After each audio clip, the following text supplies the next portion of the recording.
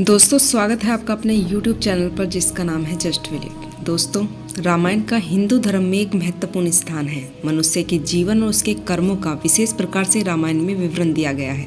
इसमें भगवान राम व देवी सीता के जन्म व जीवन की यात्रा का वर्णन है। हम में से ज्यादातर लोगों को तो रामायण की कहानी का पता है, लेकिन इस महाकाव्य से जुड़े कुछ ऐसे ही रहस्य हैं जिनके बारे में लोगों को जानकारी नहीं है। दोस्तों हम आपके सामने रामायण से जुड़े ऐसे ही रहस्यों से पर्दा हटाएंगे।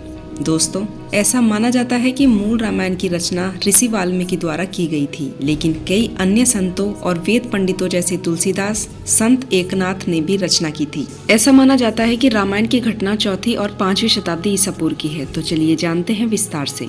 पहला पॉइंट है राम विष्णु के अवतार हैं, लेकिन उनके अन्य भाई किसके अवतार थे। दोस्तों राम को भगवान विष्णु का अवतार माना जाता है, लेकिन आपको पता है कि उनके अन्य भाई किसके अवतार थे। लक्ष्मण को शेषनाग का अवतार माना जाता है, जो क्षीर सागर में भगवान विष्णु का आसन है, जबकि भरत और शत्रुघ्न को भगवान विष्णु द्वारा हाथों में धारण किए गए सुदर्शन चक्र व शंख शैल का अवतार माना जाता है। दूसरा पॉइंट है माता सीता स्वयंवर में भगवान शिव के धनुष का नाम। दोस्तों हम में से ज्यादातर लोगों को पता है कि प्रभु राम का सीता माता से विवाह एक स्वयंवर के माध्यम से हुआ था। उस स्वयंवर के दौरान भगवान शिव के धनुष का इस्तेमाल किया गया था, लेकिन बहुत ही कम लोगों को पता है कि भगवान शिव के उस धनुष का नाम पिनाक था। तीसरा पॉइंट है लक्ष्मण को गूदा केस के नाम से भी जाना जाता था। ऐसा माना जाता है कि वनवास के 14 वर्षों के दौरान अपने भाई और भाभी की रक्षा करने के उद्देश्य से लक्ष्मण कभी सोते नहीं थे। इसके कारण उन्हें गूदा केस के नाम से जाना जाने लगा। दोस्तों वनवास की पहली रात को जब माता सीता और प्रभु राम सो रहे थे तो निंद्रा देवी लक्ष्मण के सामने प्रकट हुई। उस समय लक्ष्मण ने निंद्रा देवी से अनुरोध किया कि उन्हें ऐसा वरदान दे कि वनवास के 14 वर्षों के दौरान उन्हें नींद ही न आए और वह अपने प्रिय भाई और भाभी की रक्षा कर सके। निंद्रा देवी इस बात पर प्रसन्न हुई और बोली, अगर कोई तुम्हारे बदले 14 वर्षों तक सोए तो तुम्हें यह वरदान प्राप्त हो सकता है। इसके बाद लक्ष्मण की सलाह पर निंद्रा देवी लक्ष्मण की पत्नी और सीता माता की बहन उर्मिला के पास पहुंची। उर्मिला ने लक्ष्मण के बदले सोना स्वीकार कर लिया और पूरे 14 वर्षों तक सोती रही। दोस्तों चौथा पॉइंट है उस जंगल का नाम जहां प्रभु राम, लक्ष्मण और माता सीता वनवास के दौरान रुके थे। रामायण महाकाव्य की कहानी के बारे में हम सभी जानते हैं कि प्रभु राम और माता सीता लक्ष्मण के साथ 14 वर्ष के लिए वनवास गए थे और राक्षसों के राजा रावण को हराकर वापस अपने राज्य लौटे थे। हम में से अधिकांश लोगों को पता है कि प्रभु राम, लक्ष्मण और सीता माँ ने कई साल वन में बिताए थे, लेकिन कुछ ही लोगों को उस वन के नाम की जानकारी होगी। उस वन का नाम था दंडकारण्य।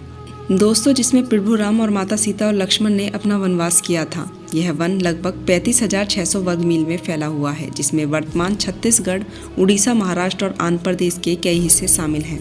उस समय वह वन सबसे भयानक राक्षसों का घर भी माना जाता था, इसलिए इसका नाम दंडकारण्य था। दोस्तों 5वां पॉइंट है लक्ष्मण रेखा।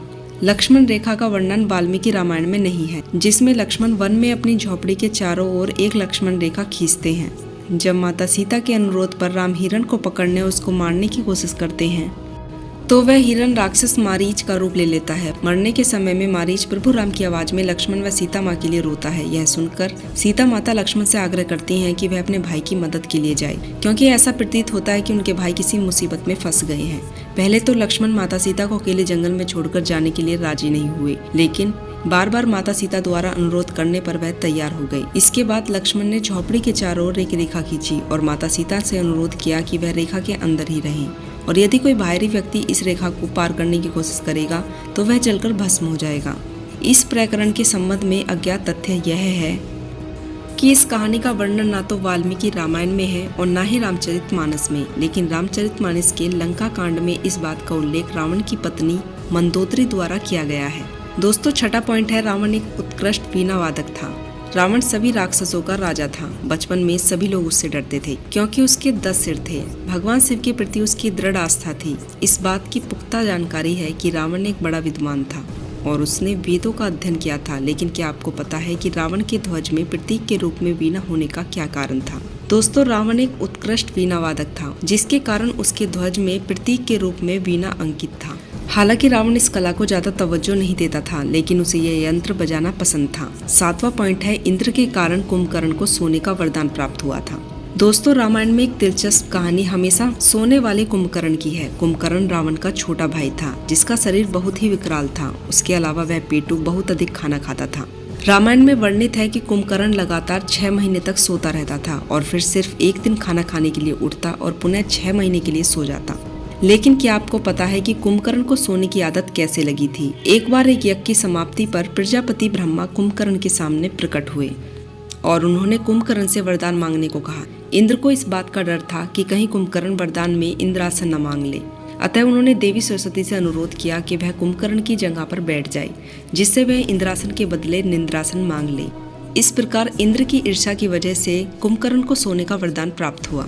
दोस्तों, 8वां पॉइंट है, नासा के अनुसार रामायण की कहानी और आदम का एक पुल एक दूसरे से जुड़े हुए हैं। रामायण की कहानी के अंतिम चरण में वर्णित है कि प्रभु राम और लक्ष्मण ने वानर सेना की मदद से लंका पर विजय प्राप्त करने के लिए एक पुल का निर्माण किया था।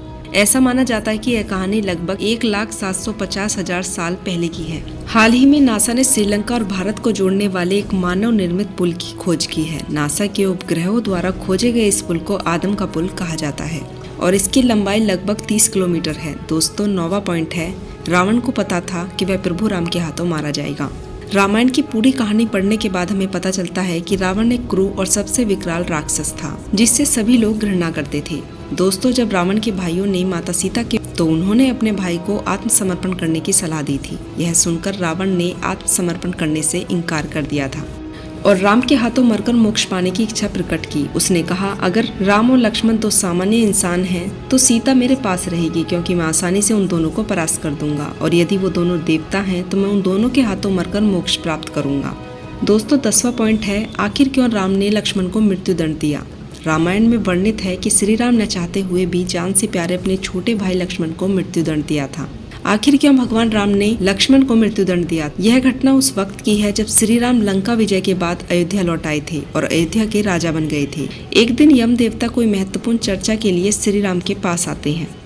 चर्चा प्रारंभ करने से पूर्व उन्होंने भगवान राम से कहा कि आप मुझे वचन दें, जब तक मेरे और आपके बीच वार्तालाप होगी हमारे बीच कोई नहीं आएगा, और जो भी आएगा आप उसे मृत्युदंड देंगे। इसके बाद राम लक्ष्मण को यह कहते हुए द्वारपाल नियुक्त कर देते हैं कि जब तक उनकी और यम की बात हो रही है वो किसी को भी अंदर आने ना दें। लक्ष्मण भाई की आज्ञा मानकर द्वारपाल बनकर खड़े हो जाते हैं। लक्ष्मण को द्वारपाल बने कुछ ही समय बीतने के बाद वहाँ ऋषि द्वारसा का आगमन होता है। जब द्वारसा ने लक्ष्मण से अपने आगमन के बारे में राम को जानकारी देने के लिए कहा तो लक्ष्मण ने विनम्रता के साथ मना कर दिया।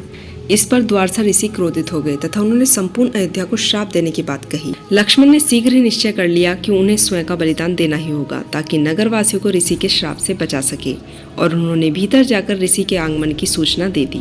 अब श्रीराम दुविधा में पड़ गए क्योंकि उन्हें अपने वचन के अनुसार लक्ष्मण को मृत्यु दंड देना था। इस दुविधा की स्थिति में राम ने अपने गुरु वशिष्ठ का स्मरण किया और कोई रास्ता दिखाने को कहा। गुरुदेव ने कहा कि अपनी किसी प्रिय वस्तु का त्याग उसकी मृत्यु के समान ही है, अतः तुम अपने वचन का पालन करने के लिए लक्ष्मण का त्याग कर दो। लेकिन जैसे ही लक्ष्मण ने यह सुना तो उन्होंने राम से कहा कि आप भूलकर भी मेरा त्याग नहीं करना। आपसे दूर रहने से तो अच्छा है कि मैं आपके वचन का पालन करते हुए मृत्यु को गले लगा लूं। ऐसा कहकर लक्ष्मण ने जल समाधि ले ली और दोस्तों राम ने सरयू नदी में डुबकी लगाकर पृथ्वीलोक का परित्याग कर दिया था।